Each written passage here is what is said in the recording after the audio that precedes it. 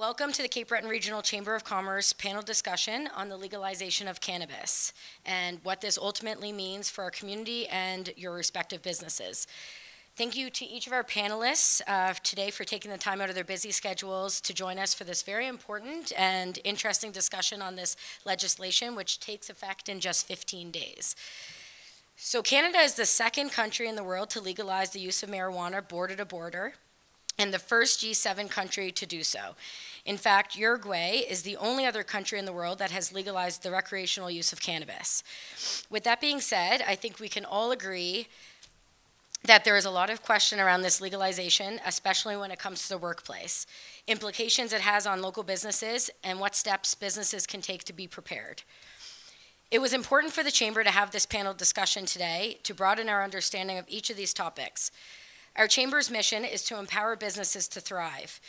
So with that, our goal is for each of you to leave here today better informed about this topic and to feel empowered to take the necessary steps for your businesses. I want to give a big thank you to Jason and Brandon from Seaside Communications. They have generously donated their time to this event today. They've mic'd up each of our panelists so you can each hear them loud and clear. And they'll also be recording the session today as well, so it'll be available after today's event. We're also very lucky to have Wendy Bergfeld, host of Main Street Cape Breton on CBC Radio 1, moderate the panel discussion today. Wendy brings more than 3 decades of journalistic experience to her job. She has been a correspondent and field producer for BBC Scotland, a reporter on the prairies, and a current affairs host in the north. She holds an honors bachelor degree from the University of Saskatchewan and an interdisciplinary master's degree from the University of Alberta. And she specializes in community development and communications. Thank you to Wendy and our panelists, to each of you for lending your time and knowledge to this discussion, and thanks for each of you for joining us today. I really hope you enjoy the conversation. I'll leave it to Wendy to introduce the panelists. Thank you.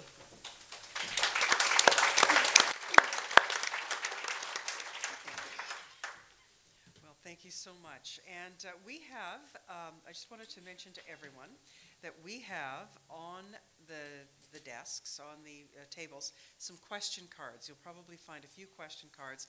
If during the discussion something comes to mind and you'd like a question put to the panel or a member of the panel, please write it down and just wave it in the air, and somebody will pick it up and bring it up to me, and we'll get that question answered, because I have a feeling that there will be all kinds of questions over the next hour and a half. So let me introduce our guests, and I'll start with the gentleman closest to me, Mr. Tim Pellerin, who is the Senior Vice President and Chief Operating Officer of Nova Scotia Liquor Corporation. He came back to Nova Scotia in 2010 to be part of NSLC's executive team. He is responsible for retail store operations and for the evolution of the NSLC brand. He also provides strategic leadership in marketing, merchandising, insights, and corporate social responsibility initiatives. He leads all network strategy and real estate development as well. Just before he joined the NSLC team, he was the Vice President of Marketing for Canada at the Clorox Company, where he led initiatives for brands like Clorox and Glad, Pine Sol, Armor All, and Hidden Valley Ranch. He is a professional wine taster, sommelier, you'll have to teach me how to pronounce that, and holds a WSET diploma designation. And I just wanted to mention that he has another engagement right after this. So if we run over and if you don't get to talk to him in person, we have his business card, and we'll give you his business card and make sure that you have an opportunity to speak with him and ask your question as well. The guest right next to him is Guy LaFosse, who is a trial lawyer. He is renowned for his vast experience before tribunals with mediation and arbitration at all levels of court within the province of Nova Scotia. For 3 decades, his career has focused on civil litigation, insurance defense, criminal defense, and labor law. He graduated from Acadia University in 1971. He immediately began studies at Dalhousie Law School, and after he graduated in 1974, he came home to Cape Breton, where he joined the firm of Boudreau, Beaton, and LaFosse. He was appointed Queen's Counsel and became a managing partner of Stuart McElvey Sterling Scales. In 2000, he became the first lawyer from Cape Breton to be appointed a Fellow of the International Society of Barristers, and he is now the senior partner in LaFosse McLeod. And just next to him, we have Chief McIsaac. And Chief Peter McIsaac from the Cape Breton Regional Police Service was appointed Chief of the Cape Breton Regional Police Service in May of 2001. He began his policing career in '86, worked his way through the ranks with experience on foot patrol, community policing, drug enforcement, homicide investigations, specialized teams, incident command, training, audit, finance, and management of operations. He is a graduate of the Atlantic Police Academy and holds a Bachelor of Technology in Emergency Management from Cape Breton University.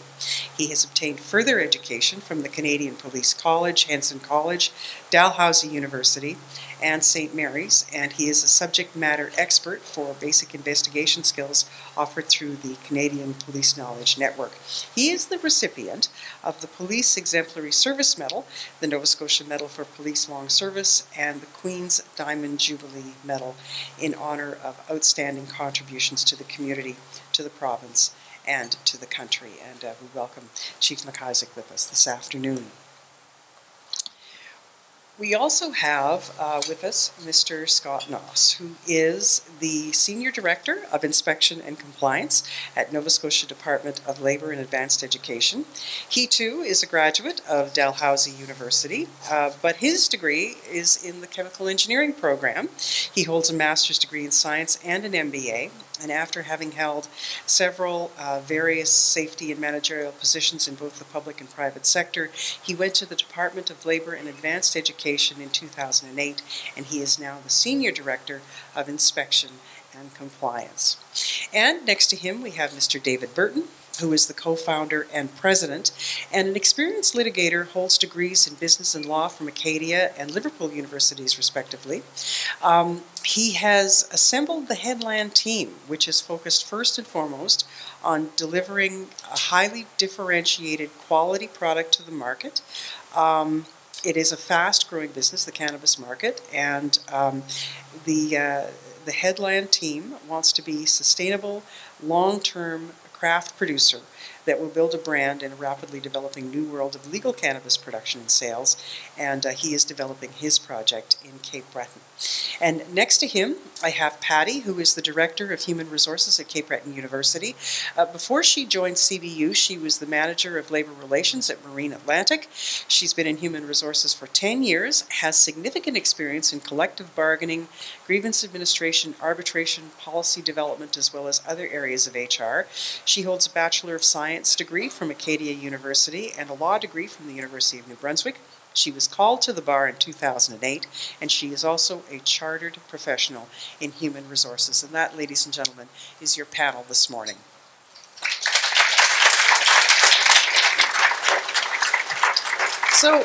So what I thought we would do is we would begin with what you are hearing from your colleagues, from other people in business. What is the biggest concern that you are hearing from individual and business owners and managers? And maybe Patty, I'll start with you. I think the biggest concern that I've heard is uncertainty around what it's going to mean in workplaces and how many people are going to start using cannabis who maybe don't currently use cannabis. So I think that's probably the biggest concern I've heard is just the uncertainty. Okay. Driving would be a big one, driving under the influence and what's being done there to prevent an increase in that. And certainly cannabis in the workplace, ours is not, doesn't escape that issue, and it's something we've all got to address in our workplaces. What are you hearing? I'm hearing a lot of concerns from employers around the use in the workplace. And it's kind of unfortunate, but there's kind of a segment of the crowd that really wants to jump into testing, maybe similar to what they have in Alberta. And we're trying to kind of put the brakes on that crowd and letting them know, it starts with an impairment policy and having conversations with your employees and good leadership, and not necessarily jumping to the end of the spectrum. Okay. Actually, I'm not hearing any concerns whatsoever. And I would not be truthful by saying that. I can tell you I'm hearing all kinds of concerns. I'm hearing concerns from our business community. I'm hearing concerns from the community at large. I'm hearing concerns from our own folks internally. I'm hearing concerns from our elected officials. I'm hearing concerns from our people who control our finances, budgetary stuff. There's all kinds of concerns going on here. And training aspects, I can tell you we've been policing, when there's legislative laws come into effect, we deal with this all the time. Not to this magnitude or this step, but we've been preparing this for the last several months, training our folks. We expect to see a lot of increase in relation to certain types of crime. People are asking that, we're going to see increase in crime. We're expecting to see an increase in capacity on our folks who are on the front lines doing the work every day. There's a lot of concerns that are going forward, though we don't know where this is all going to go. There's been a number of new acts. There's one in the province here, the Nova Scotia Cannabis Control Act, that just came out last week that's going to impact our folks. We're doing all kinds of training there. There's a Smoke-Free Places Act that the province has come up in relation to the legislative that they're put some capacity on that's also going to impact our communities. So there's all kinds of stuff. Each one of them I could talk for many minutes on. So yeah, I'm hearing all kinds of concerns. Guy, what are you hearing? A lot of employers that I've been speaking with are concerned about the effects of the legislation with respect to their employees as to if people come in to work impaired, as to what they're going to do with those employees, what rights the employees have, what rights the employers have, etc. I'm also hearing people being concerned about liability issues, that if people are at work and they're using, say the employer is providing drugs to the employees at a party or whatnot, what are the liability issues with respect to those employees and to the employer, and insurance issues that arise out of those matters. Also, I've had people being concerned about if their employees are actually taking cannabis and going out of the country, as to what effect that might have with respect to the seizure of equipment that the employers may have, what effect it may have on the employees as they're trying to go into another country, whether they would be charged, etc. So there's a whole slew of issues that's arising out of this legislation, and that's why we're here today, just to discuss those. Thank you. Tim, from NSLC's point of view, what are you hearing from people? I'll nuance my response a bit. I think I'm hearing more confusion than concerns. So maybe absorb that a little bit, because I think as humans, when we have confusion or ambiguity, it leads you to concern with lack of information and knowledge. So I think I agree with most, if not all, my fellow panelists here on the individual items they describe. Anyone around during Y2K? Anyone as old as me? Right? Does it feel a little Y2K-ish, right? Airplanes are going to explode. That's not to minimize that this is one of the biggest things that we'll have seen in our lifetimes in terms of change. And it's not to be taken lightly from policing or corporate social responsibility or employment law, etc. But October 18th will come too. We just have to help each other through this.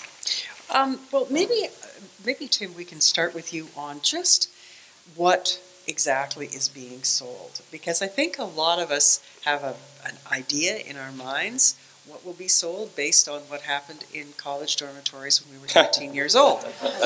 Sure. But I'm wondering what we will be seeing. You notice there's a lawyer between me and someone else right now? I'm in possession already. Yeah, so from a basic form standpoint, we obviously are what people have to remember is all these guidelines from what you will see in NSLC. For a majority of them, they've been set at a federal level. They've been nuanced at a provincial level, Cannabis Acts, etc., and then they're now being applied within reason of those policies. So you're going to see in our stores dried flower, obviously, so that's something that most people are familiar with. Capsules, product in that form. You'll have seedlings to, as you know, for plants I believe you're allowed to produce at home, depending on the rules of your residence, and oils. Those will be the formats. When you think about the formats, people often ask me the question, will you have medicinal cannabis? And that really is a bit of a red herring question. All medicinal cannabis, it ranges in cannabinoid levels, which are the things you're probably familiar with, THC, CBD. That ranges from no THC at all, that simply is in, certainly there's research that suggests there might be a medical use of that product, no impairment, all the way to probably maxing out between 24 to 26% THC level products, which are pretty strong products that we are going to very much reinforce, go low and slow, and learn how that affects your body along the way. We'll have about 78 or so strains eventually. We learned early that it wasn't necessarily about how much cannabis you have, but how the breadth of assortment you have.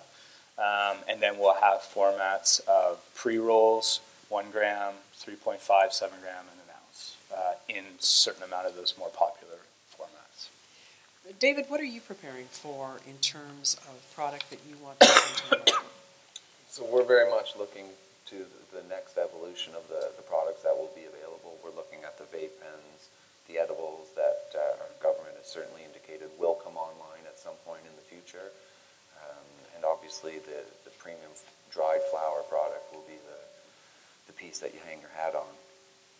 Why is that? Is that my mic that's making That might that be me. noise? I'm not sure. Because that's where it all starts from. That's what the consumer appreciates. And if it starts with the dried flower, the reputation you build on that dried flower will trickle down into your other products. So the vape pens, et cetera, which with the higher margins, our branding will allow us to, which is built on that premium dried flower product, to trickle down into those basket of goods that include things that aren't yet legal but will be eventually. So we're looking to that next wave. Yeah. And Tim, what do we know? What does your market research tell us about who is apt to buy it? Do you have a profile, or do you have some indicators as to who that might be? Yeah, I think you'd be surprised at how much information we do have. Certainly you see some of it public. We are now working with 13 to 17 different vendors who have, from a licensed producer standpoint, a license to sell. And so they're trying to find out who their consumer is going to be as well. Just to bucket a few coin terms that I've heard, there's the loyal user today, who's today has a legal source and may continue with that or may move to us over time, knowing that they can get a consistent, safe product. You have an interesting term called the Boomerang Consumer, someone that might be 43-ish years of age who hasn't consumed cannabis for 20 years and since university, but wasn't wanting to be part of an illegal system or have access or feel comfortable with it, who might come into our stores and be thinking about buying a bottle of wine and say, hey honey, maybe a little something different this night. It's been a while that we've had that. Happy anniversary. And I think those are kind of the two spectrums. I think the other thing we've learned in the research we've seen is it's a very occasion-based product. So we talk about occasions a lot. One of our mottos is make life a social occasion and celebrating life's occasions. And if you look at the different moments in your life where you might try it or consume it, there's this group friend activity where you might not be the person to go buy it, you might not be the person even that interested, but when put in that setting with a product that's known now, generally how it should affect you or how it has affected others, you might be a little bit more open to trying that than you were in the past. So we have many different outlooks on who our consumer will be. Is there a lot of interest at the moment? Like, are you answering a lot of questions? Is your phone ringing all the time? Is this something that people are talking about? Yeah, we were busy before. We didn't necessarily, ask for this mandate, but we're very proud that our shareholder has decided that, at least for the start, we'll be the sole retailer of cannabis in Nova Scotia.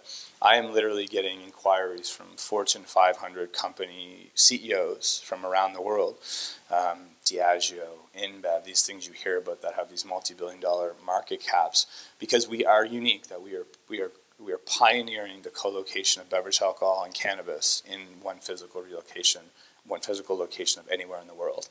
Now we have the appropriate controls in between, 19 only and to access. You can't view product. If you've anyone been to Sydney River Store lately and seen kind of what's going on in the back left corner, we had some media there today, so you'll probably see some stuff on the local news today. But we are a petri dish of experimentation for the world, and that comes with a huge responsibility from a retailing and a corporate social responsibility standpoint. So yeah, we're hearing lots of confusion, lots of operating standards on how we sell beverage alcohol that have to be tweaked and nuanced, and we have a re-education of our consumer. You can imagine just one quick one I'll go through, being 19 to have to go in there.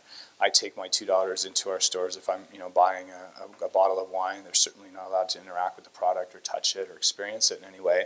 But, and I'm not trying to normalize them, but I'm also not trying to make them afraid of beverage alcohol. I can't leave them outside the door when I go in to get my cannabis. My people are not going to be, babysitting, nor is it appropriate. And, I think little things like that are worrying my 1,350 people of what if that person comes back in 5 minutes and their kids aren't there and they knew there wasn't someone else watching them, right? Could that person have just take them to their car and said, be back in 5-10 minutes? So we just hope to reinforce that through our partnership with law enforcement, and through just good common sense, Nova Scotians will learn how this new behavior is expected in our stores.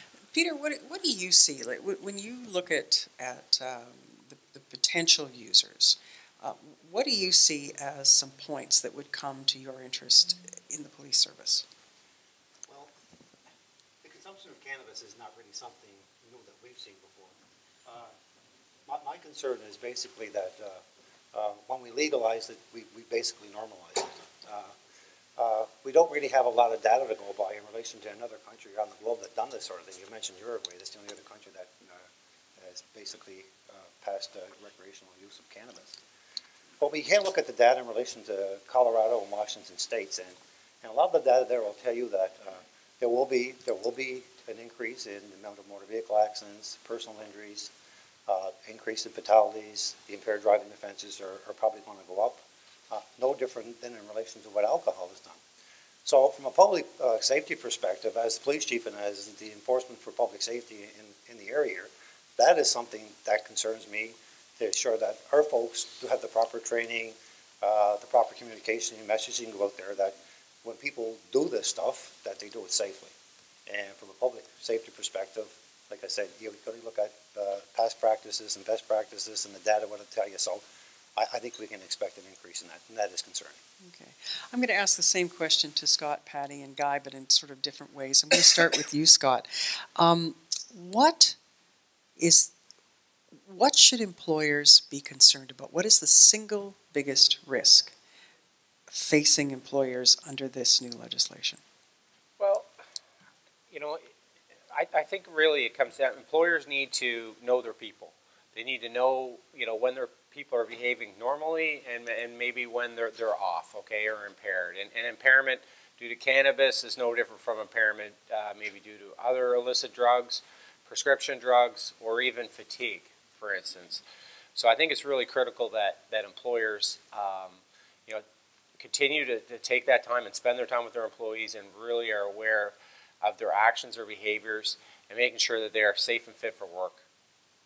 So Patty, what, in an institution like CBU, for instance, or an institution that has a wide variety of people, what would your concerns be? I think, again, it goes back to safety and making sure that all of your policies are updated and prepared to address any safety concerns that you may have in the workplace.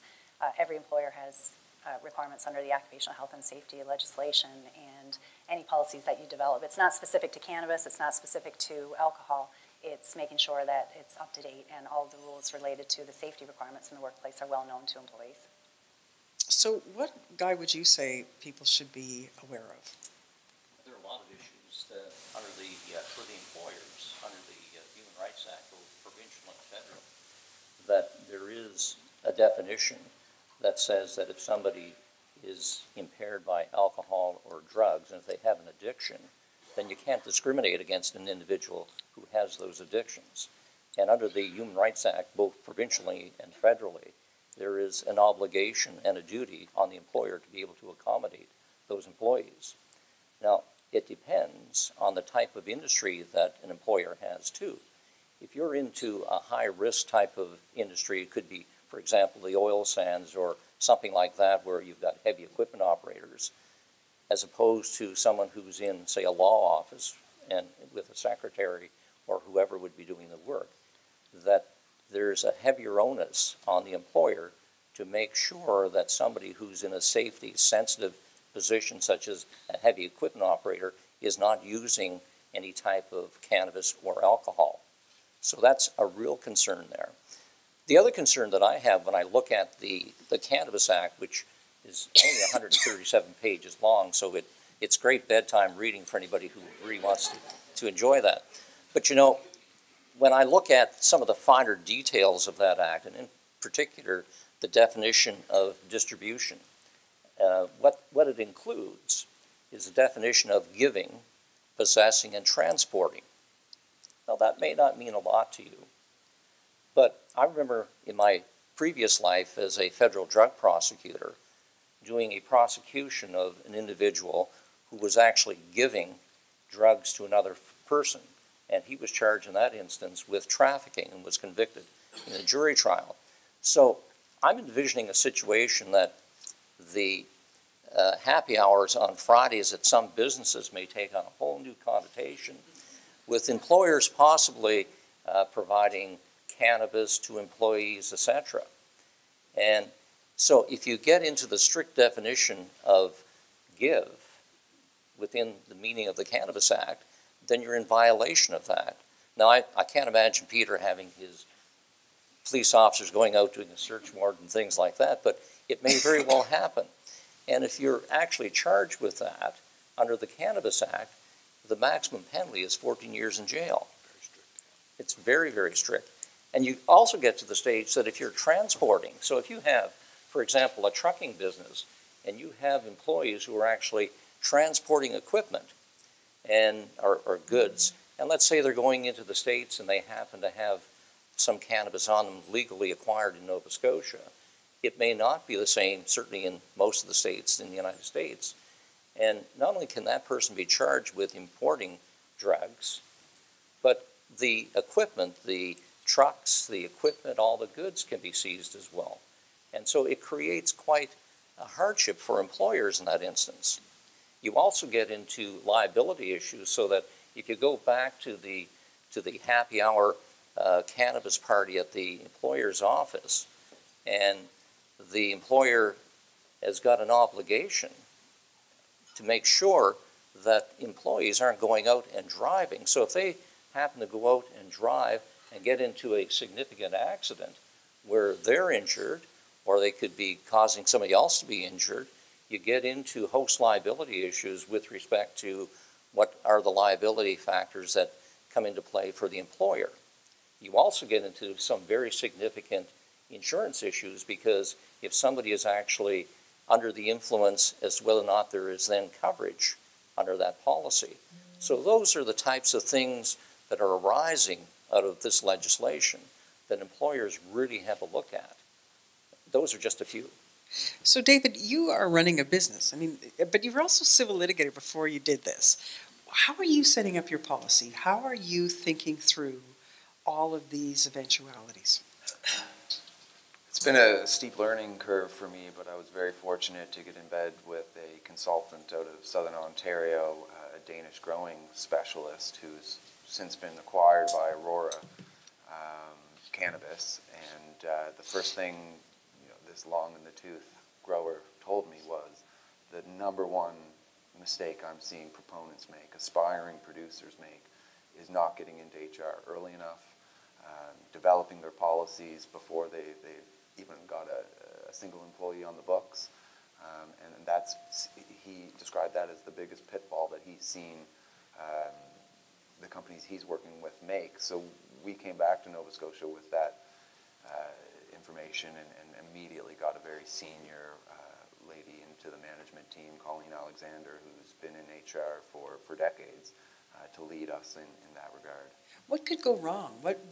How is it a pitfall for people? In the workplace, being like in the workplace? If your HR policies don't reflect the new reality, what's at risk? alienating your employees, getting into a situation where you have employees that, again, it's about information. If they are unaware of where the boundaries are set, they're more likely to go over those boundaries. And how do you recover from that? So if at the outset you're prepared, you have the voluminous policies of many different shapes in place, then at least the lines are drawn, and then it's about training to ensure that every employee, top to bottom, understands where the lines have been drawn. And where are the lines? Maybe give me an example of where you've decided in your firm that the lines are going to be. We ideally wouldn't like to see people coming to work inebriated or becoming inebriated while at work. That being said, employees in this new dawn have employee rights, as all employees across Canada have. But some of our frontline staff have come from an environment where they're not cognizant as employers or agents of the employer in management positions of the rights that those working underneath them and reporting to them have. So perhaps in my industry, in the production side, it's almost more of an acute problem because you have people in positions of management that need tremendous training and assistance to be the managers you want them to be in this new legal framework that we live in. In Cape Breton University, there are different cohorts of people, all with different responsibilities, different fields of interest, different connections to the institution. Will one HR policy cover? Like, I'm just trying to figure out where you are right now. It seems overwhelming. I think there are a lot of things to take into consideration when you're looking at a policy for an organization, and it really depends on what your business is. I can speak about Cape Breton University. We've looked at, I can't even remember how many, 10 or 12 different documents that require updating for the new legislation that's going to be introduced. And there's a variety of legislation that you need to take into consideration when you're building your policies. Occupational health and safety legislation, human rights legislation, Smoke-Free Places Act, the Cannabis Act, the Cannabis for Medical Purposes Act. There are a variety of issues to look at, and I would say that it's not a case where one policy fits all. You have to take into consideration, do you serve customers? In our case, we have students, which needs to be considered. What are going to be the rules for your employees? How are you going to accommodate an employee who's using cannabis for medical purposes? It's really important to consult with everybody in the organization to find out what policies do you need to update and what are the rules that are going to work for your organization. And I would use the Smoke-Free Places Act as an example. It sets out the minimum distance from a door that you can use cannabis, but is that going to be appropriate for your organization? It really depends on what type of a business you run. And that sets out the minimum standard, but that doesn't mean that the policy for your organization needs to line up with that legislation. What about, Scott, performance and productivity and safety? I mean, can you think of policies and ways that people have drafted them that apply specifically to cannabis? Because isn't it one of those things that stays in your system for a period of time? You can pick it up long after the effects have sort of passed out of your consciousness? Yeah, so we're recommending that employers look at it globally from an impairment standpoint, not necessarily singling out any one particular drugs, because the dynamic can change in that situation. I think looking at it holistically across the board is probably the best approach. I've heard it pointed out by one of my fellow panelists here today that you'll want to look at the individual jobs and the individual tasks in some of these jobs and determine some I guess we're calling them safety-sensitive positions or duties. Operating motor vehicles, maybe operating heavy equipment, chainsaws. It'll state right in the manufacturer specs. Do not operate this device under the influence of drugs or alcohol. So you're really going to have to, as an employer, kind of focus more on the task than necessarily the type of impairment. If that makes sense. I was going to, yeah. If you want, I think one of the biggest misnomers, and I think it's important to clear, and it's a reason why it's even harder, I hate to put it out there for you, is it's actually quite the opposite in that, you know, we generally have learned that if you consume beverage alcohol, you know, don't drink and drive, wait till the next morning. Arguably, we see many instances of morning impairment even. If you've, you know, finished consuming at 3 a.m. and you're driving home at 7 or 8, we've heard that's certainly an emerging area. Cannabis acts very differently. If cannabis is ingested through your lungs, you can legally blow over some of the limits that are going to be, you know, out there, at least in Canada or have in the world, in 6 to 8 hours. So we were working with MAD Canada. We have to nuance our communication because we can't just say, don't drive till the next morning or don't do whatever. When edibles comes into play, you begin to ingest that and it's actually absorbed through the liver, and that can stay with you for double the time. So there's a whole new understanding we have to give people as early as a year from now, which is on legislation that has to be legal within a year from a federal standpoint, and we're going to have to recondition consumers again. So, and then you multiply it that, you know, 100% CBD product is there's no psychological impairment in arguably. So I heard the word accommodation here, you know, earlier. That has to happen today. If someone has a medical script, they have a duty to declare to you, and then to accommodate them with accordingly. So, what I would just comment on all the policy questions. I think everyone knows. I mean, the NSLC is one of the biggest employers in Nova Scotia. We've got everything from forklift operators to, you know, marketers, and we're on both sides of this, and we're the one retailer of selling cannabis. So, all I would say is if you don't have these policies in place already, and you're just improving them and bringing greater awareness to them and greater depth and greater, you know, maybe nuance to role specific, you are years behind to start. We are the highest per capita consumption of cannabis, medical cannabis in Canada. We're the second highest per capita consumption of cannabis overall in Canada, only behind BC. Pause for effect, right? A lot of people smoking weed in Canada, in Nova Scotia, right? And that's to our friends to the right here. It's only going to probably get more as access and convenience and understanding and knowledge gets bigger. And, you know, you hear some of the stats out of Colorado, for instance, they're grossly underestimated on how many folks are caught consuming cannabis and driving because the standard's so high for you to prove it in court. So they go for the alcohol charge, right? And so you hear 10, 5, 15, depending on the number. I would argue it's probably double that, right? And so we all have to be sensitive to educating people how to consume this responsibly. I am curious, though, about a new cohort of people consuming. Yesterday, I had an opportunity to interview a gentleman who works for Canada Health who was wondering about senior citizens and drug interactions, because when you're 18 and you're experimenting, you're not on a high blood pressure pill, you're not on Lipitor. Chances are you're not taking any of those medications that you take when you get to a certain point in your life. What about that cohort of people that has never done this before, has no idea how it's going to work for them? I mean, like, what are we expecting socially around that? Well, do you want me to try that? Yeah. I have a 78-year-old mom, and when she heard what I was about to do, it was an interesting conversation. And, you know, she's got a handful of different pills that she takes for her arthritis and many other things. I think the one thing, you know, I've gone through the 5 stages. I'm at acceptance now that this is going to happen to us all on October 17th. Some of you are probably at different stages of denial and different things, and welcome and get there quick with me. I think the one thing I can say is if you do any of the literature, legalizing this will at least allow a lot of this research to happen. And will allow legitimate health professionals to understand if this helps someone get their appetite back when they're, you know, on chemotherapy, if this helps inflammation, and again, all if done properly with the right controls and medical, you know, doctor initiated. So I'm hopeful on that for my daughters and for the future.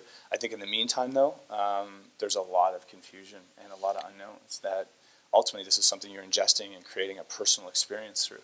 And you know, we're not going to give any medical advice to anyone, and we would encourage everyone to go see their doctor and attempt to get as best opinion as they can from a professional. Mm-hmm. Are you? I'd like to comment on that, particularly with respect to the social effects, because one of the concerns that I have is that when I saw, for example, the casinos coming to Sydney, a lot of people who would not necessarily have had easy access to gambling suddenly had it in Sydney. And let me tell you, from my practice, I saw a lot of really good people getting addicted to gambling and ending up going bankrupt, going out, committing criminal offenses so they could feed their habit to gamble, and basically destroying their lives and their whole families. So one of the concerns I have with respect to the legalization of it is that people who haven't been using it, and it's the analogy with the gambling, are now going to start to use that. And they may start to get really addicted, they may get into heavier drugs, and the social implications of that can be fairly significant. And, you know, when we look at our medical system, to be able to go to a doctor, you're lucky if you can get to see one in many respects, so that it's going to be very difficult once we see the ramifications of that. And Peter and his police force are going to see more people being charged criminally. There are going to be a lot more automobile accidents. There's going to be a lot more fallout from this, domestic relations, etc. And it's part of the easy access to it. And that's one of the things that we can see. And it's going to create issues with respect to our healthcare system. It's going to create all kinds of issues in our justice system. But, you know, that's part of the future. I have to comment. Yeah. So I am not a cannabis advocate. I'm socially liberal, fiscally conservative. I don't even have a political slant. So all I would say is I think you just have to look at it on the broader whole. I think very fair points. I think addiction can happen in many different ways in different areas. But I know someone who's sitting right over there too who sees the funds that are going to organized crime. That you could argue a whole list that if the true intent of this policy comes anywhere close to what Mr. Trudeau and Mr. Blair say to us, then it should hopefully should be on balance a better thing for Canadians. And I don't know that answer, but I would just say it's a much bigger picture than a very legitimate concern that we have on beverage alcohol every day, that we have on other sins in life or vices. But I think it's a bigger assessment. It's a fair points there. But I would just say in relation to Mr. Blair, when I sat on the national board of the Canadian Association of Chiefs of Police and he was our president, he would have a different viewpoint then than he does now. So just make it. And in the addiction part, and you're right, in relation to cannabis, like, people think of me in my position that I'm totally against cannabis being legalized, and actually I'm not, because the actual substance itself is going to be more regulated. It's going to take it out of the hands of criminals to a certain aspect. We'll never get rid of black market stuff totally. I think it makes it more safe in relation to how it's growing, the substance, the chemicals that are in it. I think it makes it more safe in a lot of ways. I know one of the major platforms with the government and the legislation was, well, keep it in the hands of young people. And for me, one of my biggest concerns is, well, we really didn't do that, because when we decided that we were going to put 4 plants in each household, well, we really didn't take it in the hands of young people. We actually put it in the hands of young people. So that concerns me. And when you hear the researchers like I'm looking at Beth down there, Dr. Phil Tebow, and who's been researching this stuff at the Dalhousie University for years, and he talks about the developing young brain up to age 25. They're suggesting even longer now, age-wise, that the impacts it has on young people, that scares the hell out of me where we're going to go with this stuff, right? And we know Canada, as far as young people go, young people in Canada are some of the biggest consumers of cannabis on this planet. And you heard me say it before, that when we legalize it, we normalize it, and then we kind of put it in the hands of young people. I'm really hoping that someone's going to really track the data, and I'm hoping not we're going to make the same mistakes that we made with alcohol in 20 years' time and say, what the hell did we do? I think one point in that's really fair is, dried flower is just the start. I think, form drives consumption too. How many people in the room either hate smoking or haven't smoked for many years, etc. There's a big barrier to entry, that first phase. That second phase, when form makes it easier, vaping and edible, I think it opens up that challenge even more broadly, because that audience can be that much bigger. I will say that I've seen, and maybe you're better to comment, much research that shows aspects of violent crime when consumers, though, do move from beverage alcohol to cannabis, that there's actually some improvement in that. Hey, listen, I'm an advocate for the municipal alcohol policy around here because of my almost 35 years of policing. If you go back and you drill down, alcohol has the biggest significant impact on crime and social issues within our community. My only concern is about the cannabis aspect, and I really hope we have some really common sense, and as this thing goes along, that we make some adjustments, that we don't make the same mistakes with alcohol, because it has a significant impact on not only public safety and policing, the healthcare system, our social norms. Beth can comment more on it more than I can, because she lives this stuff, but I really see it. I know when we went back, we were doing the municipal alcohol policy, and there's a lot of correlations with cannabis there. We never really had the data to say, what impacts on the number of police calls that we get that involves alcohol? Well, when we drilled out, we randomly picked 100 files, and we found out that there was well over 70% of the issues that we were dealing with crime were, root cause was alcohol. And my only concern is, are we going to be in the same position when cannabis becomes normalized and legalized, and we have more people consuming it? It's a substance. Wendy, if I may ask a question, that's kicked off a healthy debate. And I appreciate the concerns of the side that are worried about increased consumption and normalization of use. But the reality is before legalization, we've got this statistic that says 1 in 5 Nova Scotians uses the product. And your question was about the medical community being able to intelligently and in an informed manner answer questions from their patients. And the reality is those medical practitioners don't have the body of research on which to properly answer those questions. So to be willfully blind and not allow that research to happen, it's a disservice to the 20% of Nova Scotians who are already using cannabis, and the 80% of the majority are just got the blinders on, pretending it isn't happening. And the answers that your medical question was driving at will never come. But in this new world order, we're going to see medical practitioners who are now informed, and the research that has needed to happen for decades finally start to happen and provide those medical practitioners with the results they need to properly advise their patients. Well, Patty, from a workplace standpoint, can cannabis be managed in much the same way that alcohol is, and that is around social expectations? If somebody has a beer over lunch and then comes back to work, and you smell beer on their breath, you think somewhat less of it. I mean, I think we do. You know, and so there's sort of a social containment in the workplace around that workplaces develop their own culture of what's acceptable within the workplace. Talk to me about that workplace culture, and is cannabis use evolve in the same way that alcohol use has evolved in some corporate cultures? I think it really depends on the organization and the tolerance for alcohol. So if you work in a very safety-sensitive environment, there's low tolerance for alcohol, whereas if it's a low safety-sensitive environment, there may be the ability to consume alcohol during a lunch break. It really depends on the employer's policy.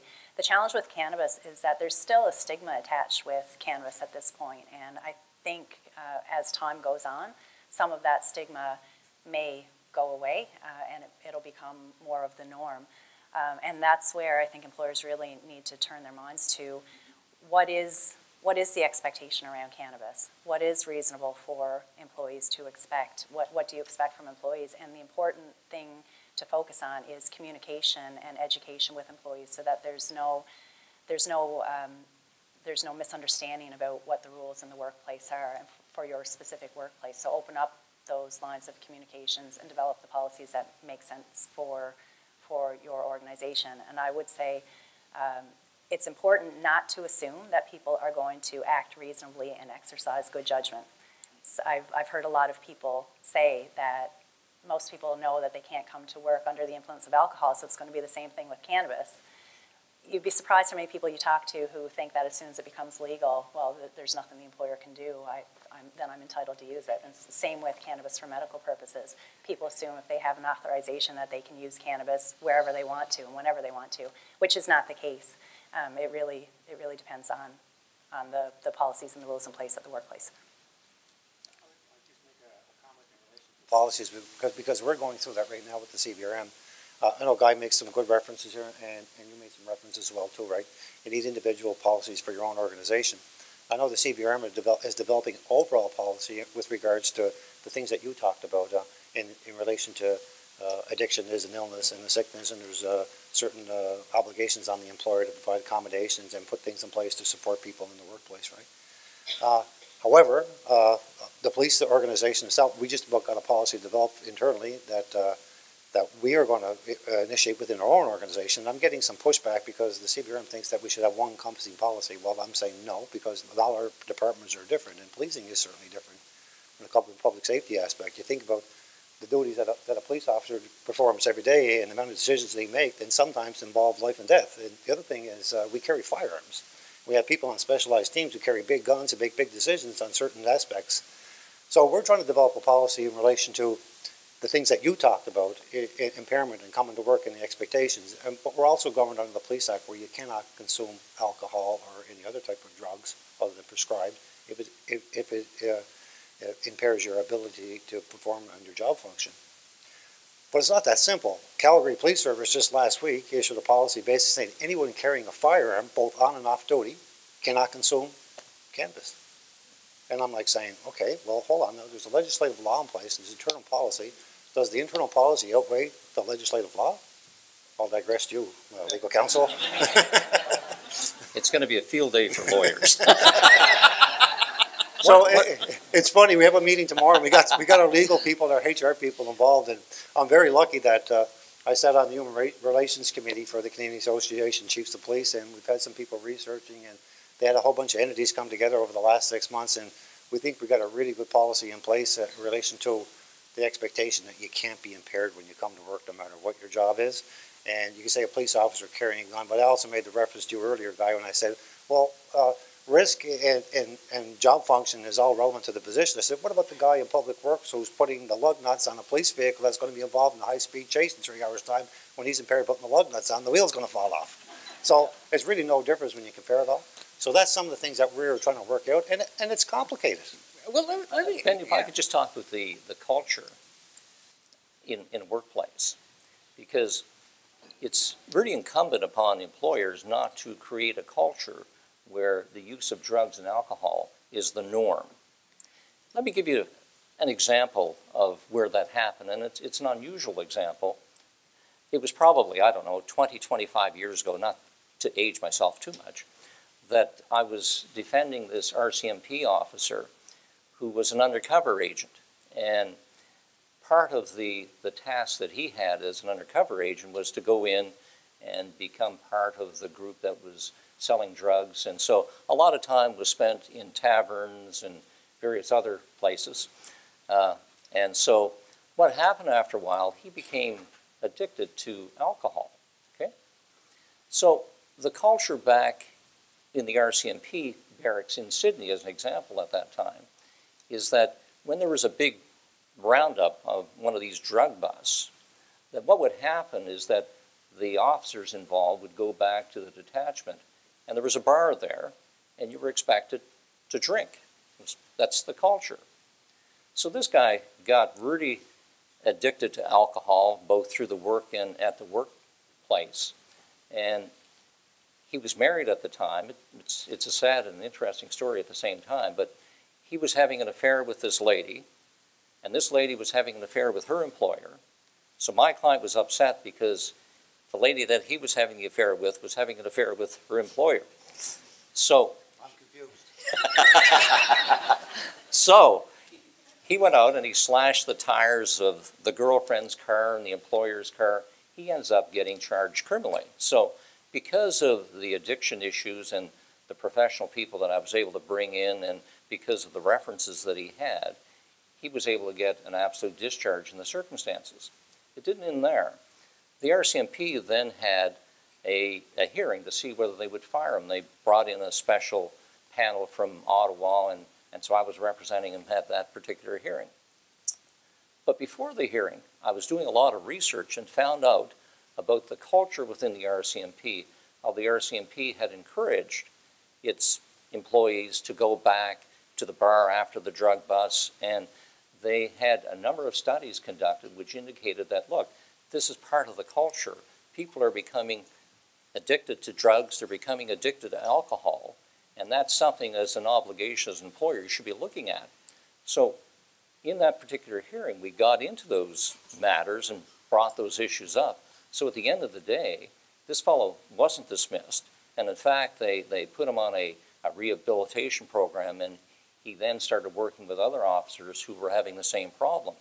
So I suppose the lesson that at least I learned out of that is that from the employer's perspective, you really had to be very circumspect as to what you're condoning in terms of what's happening in your office. Because if you're condoning a culture of drug addiction or alcoholism, well, there's a major fallout for that, and you may very well end up being responsible, because I can see in that instance where the employee can turn around and potentially sue the employer. Okay? So an employer certainly has to be very careful as to what the atmosphere is around the office and what the policies are. A lot of companies have policies now that you can't drink on the job, or you can't be coming in. But you should extend those certainly to the use of drugs as well. But what about the employee's duty to disclose? And I'm looking around the room, and I see people who are involved in the theater community and the entertainment community, and we've all been in the situation where you're up on stage and the guy that's on the lights maybe has had a drink or two, or maybe he went out into the parking lot and there's a little bit of blue smoke around him, and those cues just aren't coming there. Do you have the right to ask him, have you been using? And what is his obligation to disclose? Do you have the right to ask that question, and should he disclose, and if so, can you take steps? Because that goes to how do you know, and when do you act? I'm going to ask you, Patty. Yeah. I would say it depends. That's the answer to everything. It really depends. The disclosure requirements really depend on the workplace and what you've established as the rules for employees. And it should be clearly defined for employees when medications, or when drug use has to be disclosed and when it doesn't have to be disclosed. If you're talking about the use of medical cannabis, I think it's really important to remember what it is that you're accommodating in the workplace, and it's the underlying disability is what is required to be accommodated, not necessarily the cannabis. So in that case, it's really important to establish what the rules and the procedures are around getting information from the employee about what the underlying disability is and what that process is for requesting accommodation. In terms of recreational use of cannabis and disclosing that, it really depends on what you're observing in the workplace. I would say if you see somebody who is behaving in a manner that seems out of the norm, you're absolutely within your rights to ask the employee what's going on. But you can't necessarily assume that it's cannabis related. So it becomes really complicated, and the best thing to do is establish good education for managers so that they understand what to do in those circumstances, what questions to ask.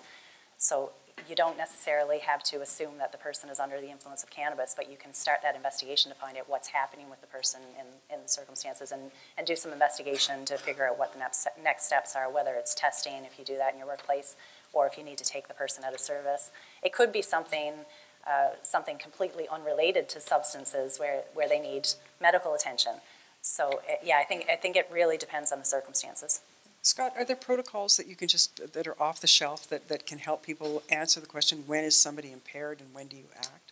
Well, no, my department obviously isn't experts on impairment, but any time that an employee feels that another employee is a hazard to them, they have the obligation to actually report this hazard to the employer, and the employer has to investigate at that point.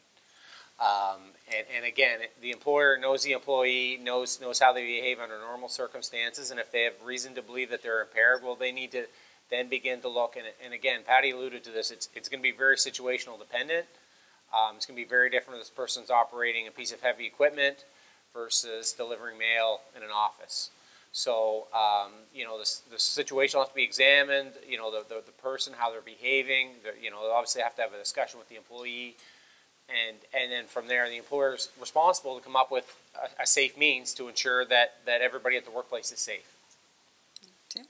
No, I was just going to say there's a lot of powerful points I think made, and I think what it's reinforcing to the room, unfortunately, is how hard it is to be just black and white, determine any situation in this. You can imagine we have the same situation with our employees, but we also have to ensure we don't serve impaired customers.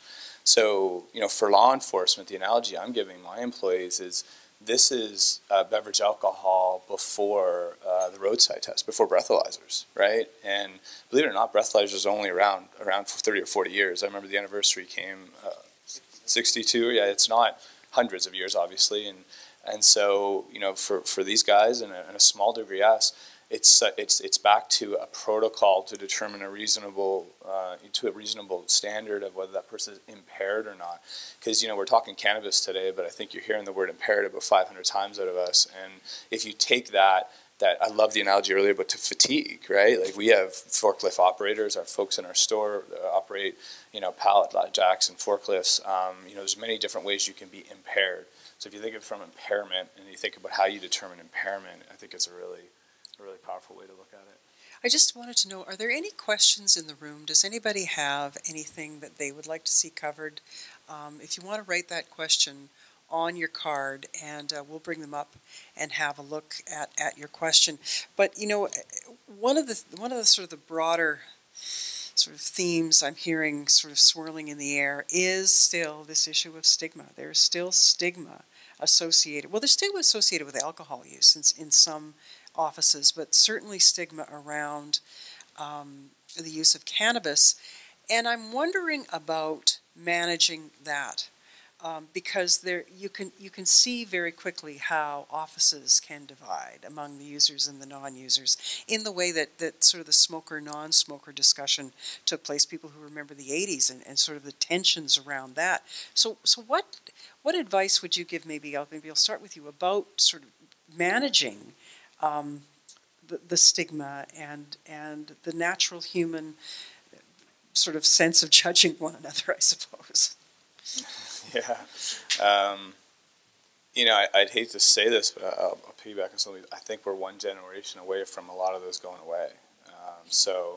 I think we'll see normalization happen quicker than any of us are comfortable with. I think the approach from our federal government and provincial government has put a bunch of tight restrictions because you can always let them get looser. It's hard to make them tighter. So you're going to see that probably multiply a bit. But, we have a culture that we don't, we really try to root out bullying in our culture.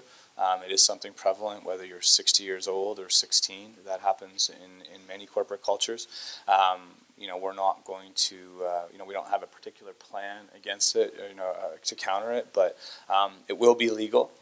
So we have to, look at it like another product, a controlled substance that has a bunch of slightly different rules to it, and we'll kind of take it from there.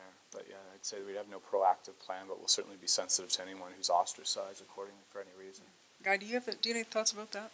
I think one of the big things is communication within an office, that it's a matter of sitting down with employees and discussing what the situation is, reviewing the policies, making people aware of the policies, and having a comfort level. But I agree that I think in time, the use of cannabis is just going to become very accepted and very normal, and it'll be part of the workplace. But in the interim, it's a matter of communication and getting people online with what's happening in the workplace. Yeah. On that, I'm not sure that legalization is necessarily going to address or drown out the stigma point that you raised. If you look at tobacco users are more stigmatized today than they were 40 years ago. So I'm not sure that's the case, but the polarization in our society is a growing problem, and it's not just with respect to cannabis or tobacco, but all things, and we just need to be a more understanding society. He made there too about we're one generation away, and unfortunately, I think you and I are that generation that got to get out of the way. Not that I want to go anywhere, but I think you're correct. Like I know from speaking to the doctors that have researched this stuff, like the young people. When I say young people that have been around cannabis or made cannabis part of their life, and I'm talking teenagers or people in their 20s and 30s that have been doing this stuff for a while. They see this stuff as naturally occurring. They just view it as a plant. They can give you all kinds of reasons why they think it's good for them. It lowers their anxiety, makes them feel better, save me from suicide. And no matter what evidence you put in front of them to say that the contrary, that there's issues with this. And I agree, there's got to be a lot more research because we really don't know the overall effects, good or bad, with it. I think that whole generation the stigma is going to drop there. but you make a really good point as well in relation to policies and that. I think we need some really good, strong policies in relation to stigma, so everybody knows the guiding principles and the rules of engagement, so that we're all move forward and everybody understands this stuff. And I think in time, a lot of it will probably take care of itself. I have a couple of questions from the floor. And actually, this is one that I bet a lot of us don't know. How do you test impairment? How do you know if somebody is impaired? Is there a roadside test? Well, there is, Okay. but there's more than a roadside test. That's a great question, by the way. That's a wonderful question. So a lot of people don't realize is when Bill C-45 came in about the legalization and legislation for cannabis, there was also another bill that came in the past, was Bill C-46. And that was the amendment to the criminal code in relation to impaired driving. And the laws all changed in regards to impaired driving going forward after this. Actually, they're a law now. And one of the big things, and I know the lawyers are going to have issue with this, is when in the old legislation, the police needed reasonable probable grounds and needed the evidence to support that somebody was impaired by then alcohol or drugs. And by that I mean that there had to be some type of physical evidence, whether driving the car with erratic over the center line or weaving left of center, whatever it was.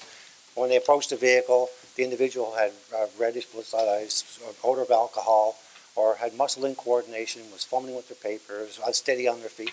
And that would form the reasonable probable grounds for a police officer to believe that someone was impaired by alcohol or drugs, and they would arrest them and read them demand. Now with the new legislation, all we need now is reasonable suspicion. So what's reasonable suspicion? It's open for a wide definition. For me, all I got to say was, he talked funny. He drove funny. But what's happening? I was at a seminar recently, and one of the prosecutors was making the point that for impairment, that the police officers really have to do, I think there's about 7 series of examinations that they have to go through to really make a determination as to whether they think the person could be impaired by drugs. And so I know Peter's got a number of officers who are going for special training to be able to detect that, and you really had to be qualified to be able to detect that. And that's one of the real issues, is that how do you determine and detect whether somebody is actually under the influence? And that's certainly a major issue with respect to employers. And he's right there. So I'll finish. So a lot of things haven't changed, but some things have changed. With regards to a police officer now under Bill C-46, all I need is a reasonable suspicion. Well, that makes it a very, very broad definition for me and gives me, a police officer, a lot of latitude. But basically, you need the evidence to support placing someone under arrest or detaining them. And all those things I mentioned earlier, you would have to need them. Also, our officers are trained what they call standard field sobriety testing. That came out a number of years ago. In relation to it's a predefined series of tests that we put an individual through that's been accepted by the court in relation to what the officer does to form the grounds that someone is impaired. Now, alcohol is a little different because you can smell it, but cannabis or other drugs is not so easy to detect. You need the physical evidence to support that. And one of the things that we've had, and there's nothing new here again as well, we have drug recognition evaluation officers who have been around maybe 5 or 6 years. And these are highly trained officers that go through a whole series of training. Matter of fact, they're trained abroad internationally in Phoenix, Arizona. And it's not for every officer. You need someone who's really, really astute and a good academic student. And they come back, and it's a whole process. And recently, up about maybe a year or two ago, those evaluations and those testings have been accepted by the court in Canada here. And I know, you heard me talk when I give my opening statement here, we've been training our officers in this regard for the last number of years. With the legalization of cannabis coming forward, we've increased, every officer in our organization is being trained in standard field sobriety test.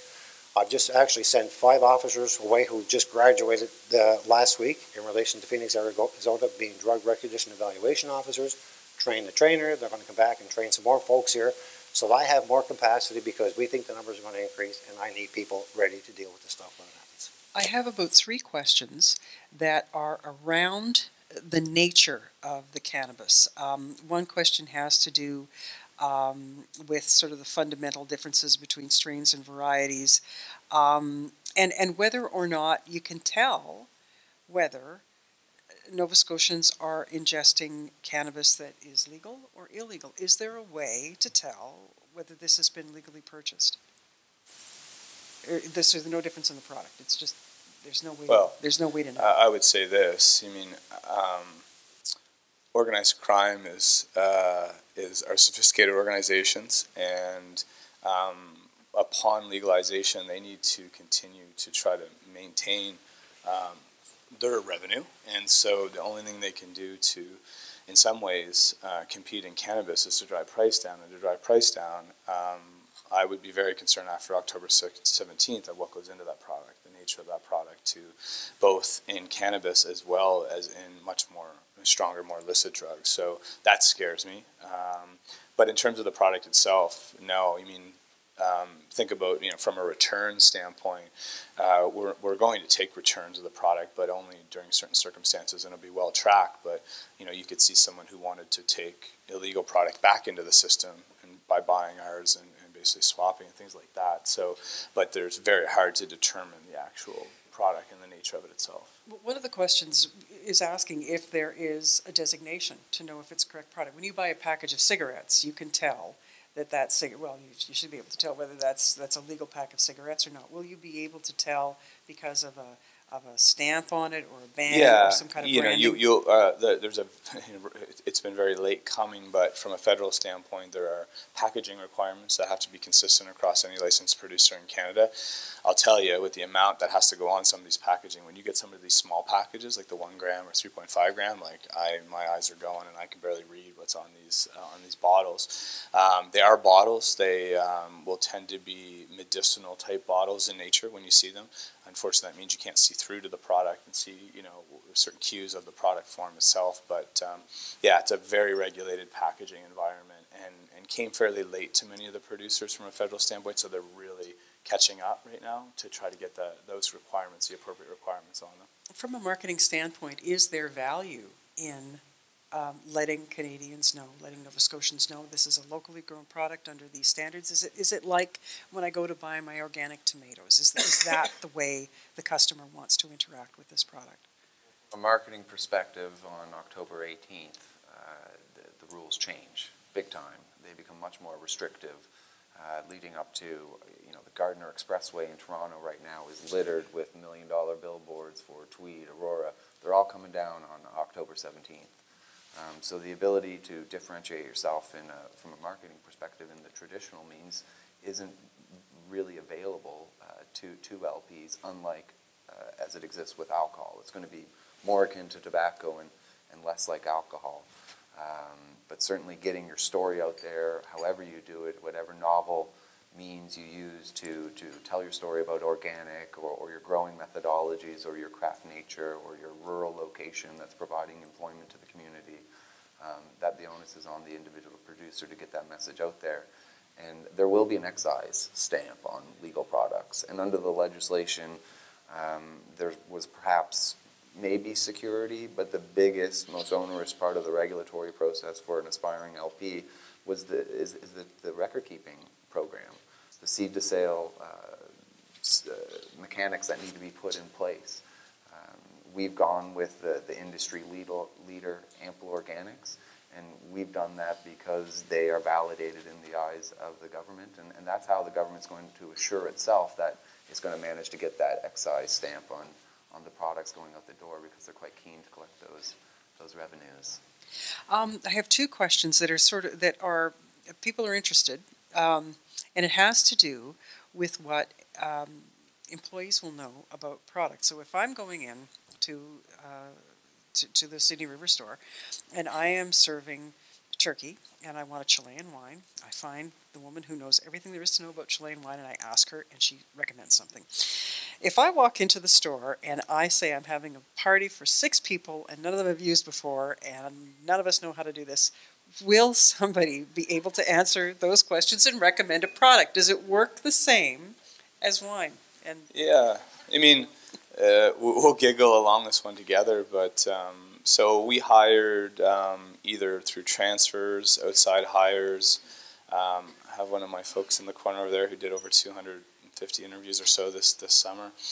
We've hired people for this dedicated cannabis space, and what I was really proud of is when we went to see our shareholder, the minister at the time, shortly after us being told that we were going to be the retailer of choice, I asked one simple question: can I do this the way the NSLC would do it? And I think many of us who grew up in Nova Scotia probably remember a little different NSLC 20, 30 years ago, and I hope you've seen the progress we've made on trying to make education and responsible use and making social occasions a little bit more enjoyable, and brought that forward. So when the answer was yes, do it the way I didn't have to put it in a back corner with beads and the old Blockbuster video area, and we were able to do it responsibly and having the appropriate controls that should be in place from a federal or provincial expectation, have a very strong CSR message. But as you might have heard in the media, there was certainly some conversation about our discovery guide. And a particular professor that I think was referenced earlier certainly had some concern with that. We worked with Health Canada since then, and you will have a tool at your disposal and our employees' disposal to guide you through the right decision. And the reason why I bring that up is I felt passionate that it was irresponsible for us not to do that. And that's how I positioned it. Dr. Strang, our Chief Medical Officer, has been involved and been an incredible partner in that. We've certainly attempted to balance it with some of the potential negative effects of cannabis as well, so not just tell the good side of the story and some things we don't know. But our employees have gone through tens of hours of training with a third-party expert in the field called LIFT. I've done it personally. Our employees know more than 99% of cannabis consumers in the world right now.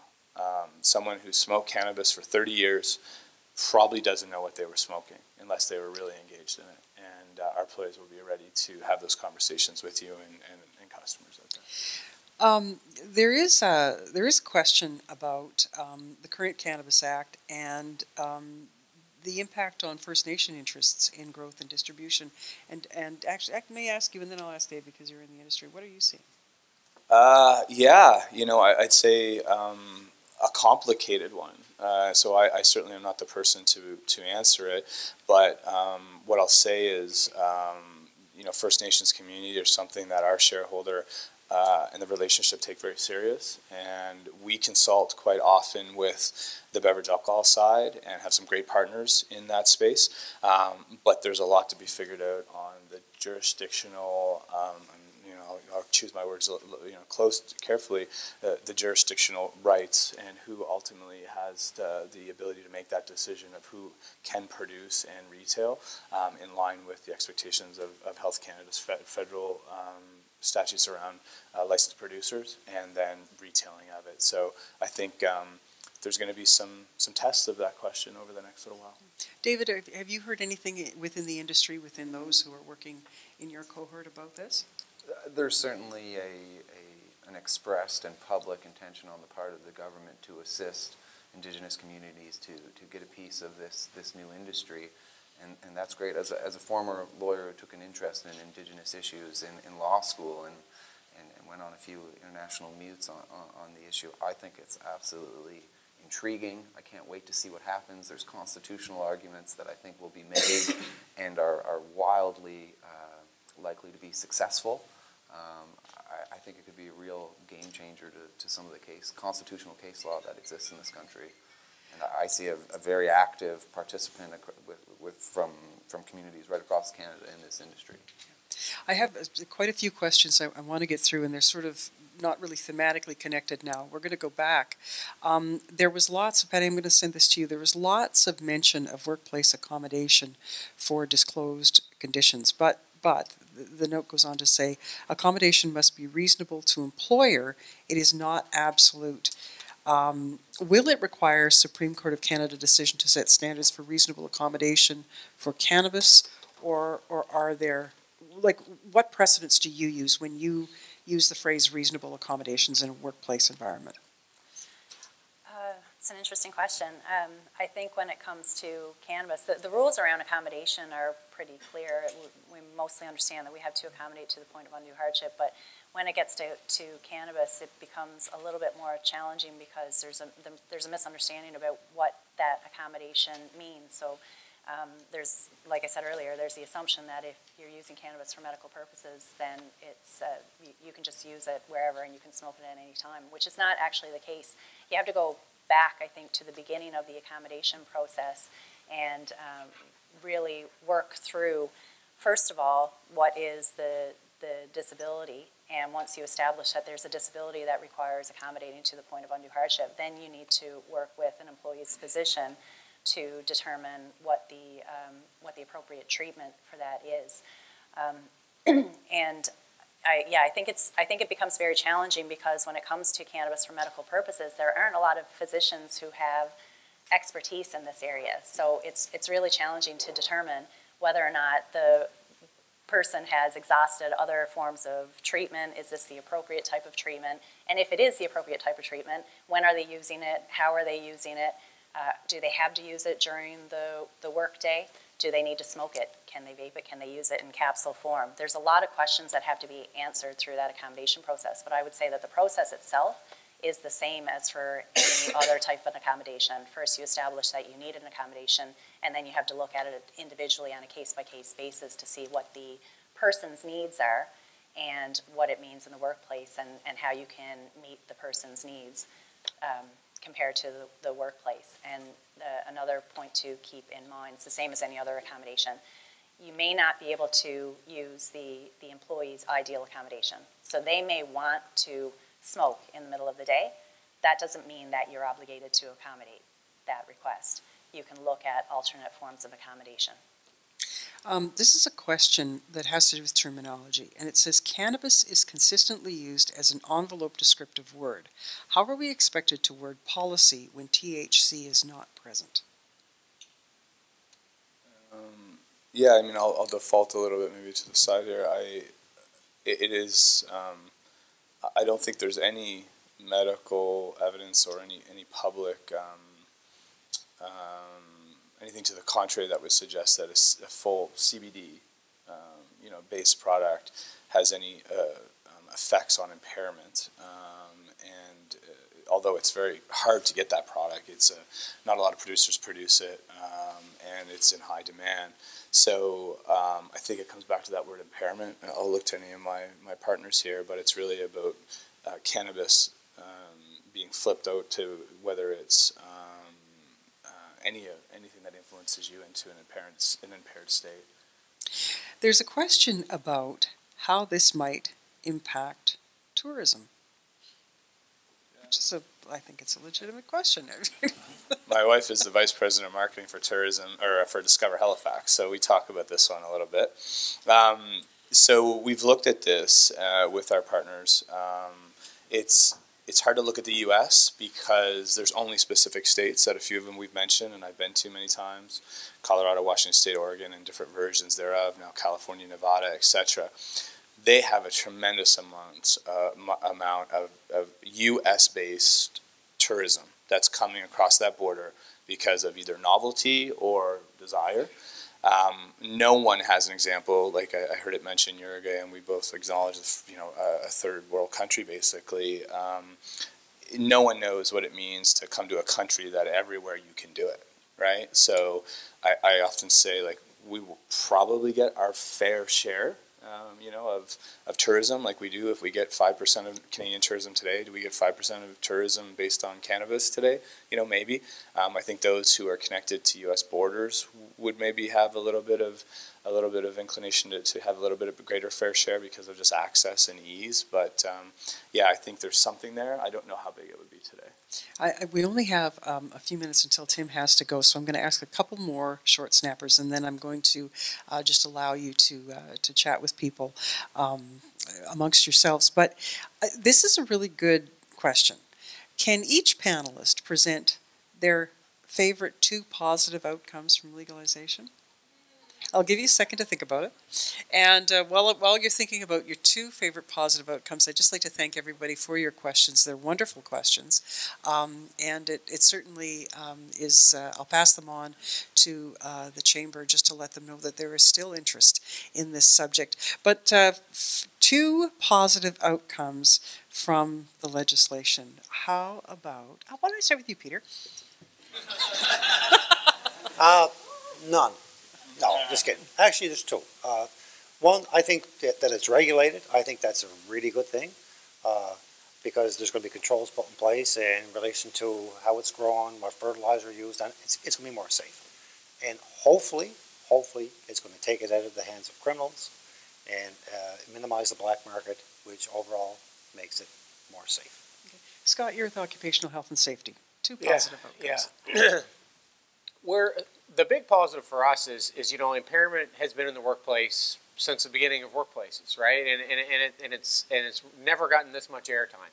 So we think it's great that people are now having these discussions about impairment in their workplace. Cannabis has been used in the workplace, and nobody was talking about it up until the last 18 months to 2 years. So it's a great conversation that's being had.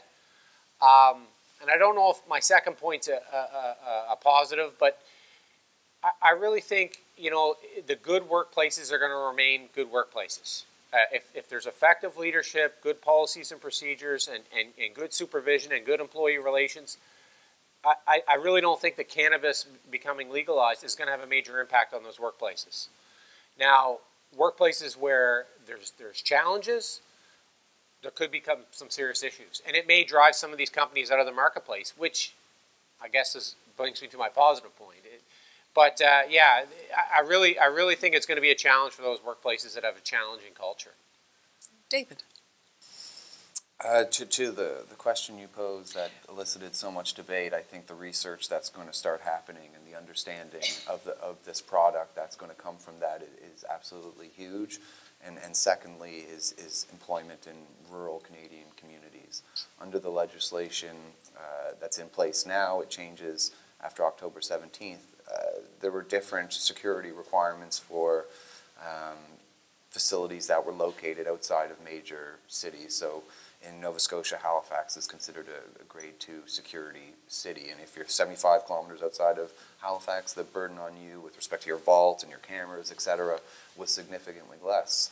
So there was an incentive in some ways, and distribution in others. It's a negative to be in rural Canada, but anything that drives employment in rural Canada is massive. And there is no industry, perhaps including oil and gas, that is investing as much as cannabis is in rural Canadian communities. If you look at the 3 producers we have licensed to produce but not sell, and so the NSLC is not to be blamed for not having Nova Scotia product on the shelves on October 17th. It is entrepreneurs in this province who have been slow to take up this new industry and call to arms, if you will. But we've got Liverpool, we've got Wentworth, we've got Antigonish, Truro's not far behind, and Kentville with Robinson's Cannabis. These are rural communities, and these companies are going to employ dozens and dozens of people at above competitive wage rates and salaries, because it's a job wherein the employee is surrounded by temptation at all sides, and you've got to remunerate and keep staff and avoid turnover in such sensitive industries, and that's great for our rural communities. Tim, I know you have to catch a plane. Just very quickly, what do you see as the two? Yeah, no, and just we're ready to sell local when they're ready to sell to us and allowed to, so we're really excited about that. Because I do believe, I think I can't say any better than what people have already said, but I will tie together that when it comes out of the black market and if it drives revenue, I hope we can get in a model that revenue is used to offset the harm and to get us further ahead from a research standpoint, and also invest into economic development. So a bit of hope to connect all those dots, and it doesn't just become as we know, over time, it can just become a line item that gets spent on different things. And I'm really hopeful of that as we bring it out of the reasoning that it started from, which was the black market. Because I think the safety part I'm a huge believer in as well, and I just hope that versus those who would consume it most and with time in their life isn't just a net offset to society. But I am, with 1 in 5 Canadians already, or Nova Scotians already consuming it, having them consistent, safe product, I think is something, responsibility that the government had to get in place. So. Patty, what do you think? I think I'm going to reiterate some of what was already said. I would see the benefits as regulation and research, and also education. Once the legislation is implemented And already, I guess, we're going to shift and focus on educating people around the use of cannabis and really focus on harm reduction. And I think that's going to be beneficial to have those conversations in the workplace. And also as a mother of young children, I hope that it will be very helpful to start those conversations with young people so that they understand the implications of using cannabis, and hopefully as they grow up, they make more informed choices. And Guy, besides a few lawyers making a really good reputation for themselves on some of these cases, what are some of the positives on this? I think decriminalization is a big one, because I've seen a lot of people who have had possession of drugs over the years, and they get charged, and then they have the record, which is something that affects their ability to get passports, it affects job applications, etc. So the decriminalization, I think, is a major, major factor in this. And the quality control that will know the quality of the product that's coming out, because with a lot of the drugs that are being on the street now, you just don't know what's in them. So that's a major positive, those two. And actually, there's a note here that says, it actually answers the question, that says, given that 1 in 5 Nova Scotians already use, it is an opportunity for marginalized people who might feel less stigmatized. So that's another positive. And if you look at the history in North America, it was at times used as a tool to potentially continue to marginalize some of those groups. And so I think that's a great point of getting us back on track and help those groups. I'm going to leave it here. We have a couple more minutes, but the guests are still available for a couple more minutes this afternoon. So if you have any questions that you would like to pass along to them individually, or maybe ask for some support or some resources, I'm sure these folks would be very happy to speak with you. Thank you so much for being here with us today. I think it was a wonderful discussion. Thank you to our panelists.